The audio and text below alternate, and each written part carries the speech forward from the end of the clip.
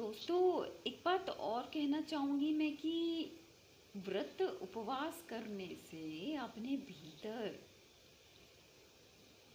एक ट्रांसफॉर्मेशन आता है, एक परिवर्तन आता है।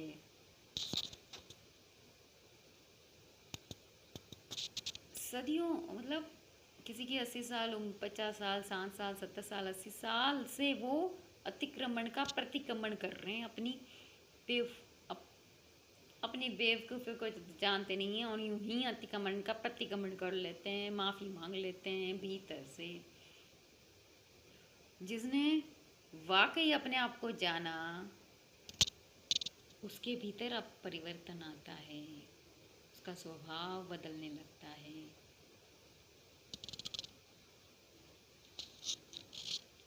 पूरी 80 साल 90 साल की उम्र मंदिर में जाते जाते पूजा पाठ, आराधना साधना, व्रत उपवास करते करते भी वो स्वयं को नहीं जान पाते और बस दूसरों को ही जानने की कोशिश करते हैं। भीतर का कोई परिवर्तन होता ही नहीं है। तो ये निशानी होती है, जिसके भीतर जिसने अपने आप को जान लिया उसमें वैराग्य उत्पन्न होता है। संसार में रहते हुए भी वो संसार से विरक्त हो जाता है, कोई उसकी आसक्ति नहीं रहती है उसमें। लेकिन व्रत उपवास बरसों से किए जा रहे हैं, मंदिर का घंटा बजा रहे हैं, पूजा पाठ व्रत उपवास साधना आराधना, अतिक्रमण का प्रतिक्रमण 80 90 100 साल की उम्र तक कर रहे हैं, लेकिन भीतर कोई परिवर्तन नहीं, संसार से कोई विरक्ति नहीं। वही घूमना फिरना, खाना पीना, सेक्स, आराधना। तो फिर क्या क्या परिवर्तन आया?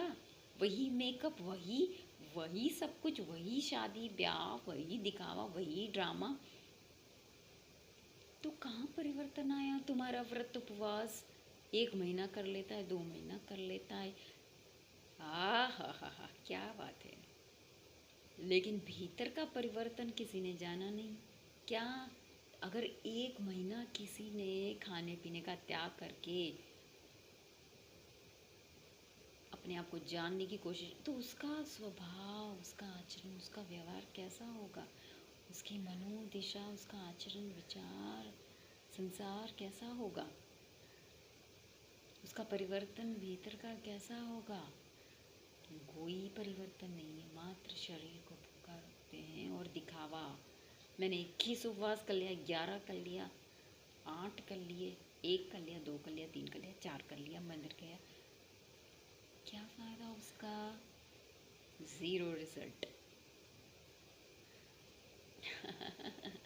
1 महीने के उपवास के बाद भी वही आलू कांदा प्याज लहसुन अदरक, वही लड़ाई झगड़ा मोह आसक्ति, वही घर परिवार।